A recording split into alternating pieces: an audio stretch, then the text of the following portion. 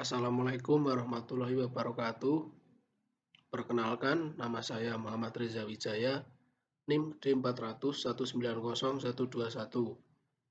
Di sini saya akan menjelaskan tentang tugas besar praktikum mesin listrik, yaitu tentang karakteristik motor DC. Langsung saja untuk pengertian.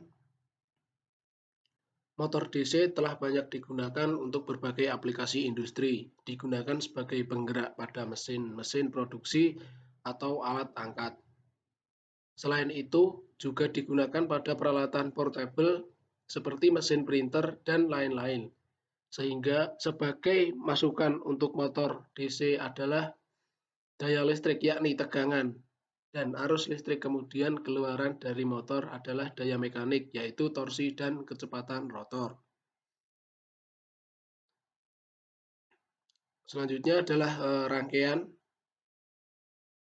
Di sini terdapat sumber AC, terdapat angka mutlak dan scope yang digunakan untuk melihat hasil dari rangkaian itu sendiri. Kemudian ada hasilnya dari rangkaian yang tadi, itu ada tegangan sumber dan tegangan output penyearah. Kemudian rangkaian yang selanjutnya itu ada sumber AC, sama kayak tadi, ada mutlak, angka mutlak, terus ada fungsi alih arus dan fungsi alih motor. Kemudian ada scope untuk melihat hasilnya.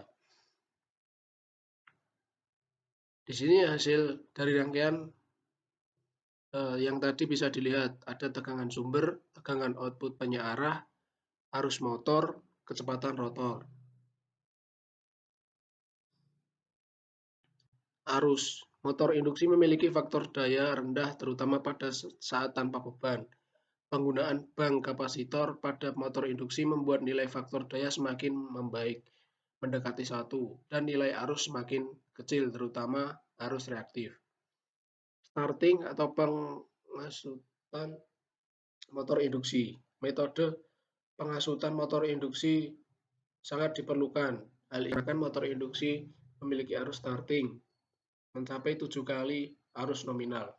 Berbagai metode untuk pengasutan starting pada motor induksi antara lain Ardiansyah 2014, 1. Tegangan variabel rheostat, 2. Autotransformator, 3. Saklar bintang segitiga, 4. Soft starting. Arus starting pada motor-motor berdaya kecil sampai dengan 5 kW tidak berpengaruh besar terhadap drop tegangan. Sedangkan pada motor-motor dengan daya di atas 30 kW sampai dengan 100 kW dapat mengakibatkan drop tegangan sistem dan mengganggu kena peralatan lain satu saluran. Daya berdasarkan rangkaian ekuivalen dari motor induksi serta diagram vektornya, maka dapat diperoleh persamaan daya dari motor induksi 3 fasa. Citrasa 2015. 1. Daya masukan stator, daya input motor. P-in sama dengan 3 kali V1 kali V1 kali cos V watt 2 Agustus 2018. 2. Daya keluaran rotor muncul sebagai daya mekanik PM sama dengan 3 kali 2 aksen. Torsi rotor motor induksi. Setelah dapat diperoleh persamaan-persamaan daya yang ada pada motor induksi 3 fasa, maka selanjutnya akan diperoleh persamaan torsi. Citrasa 2015. Torsi sama dengan PM omega R. Newton meter. 4. Dengan memasukkan persamaan-persamaan sebelumnya, maka didapatkan besar torsi motor.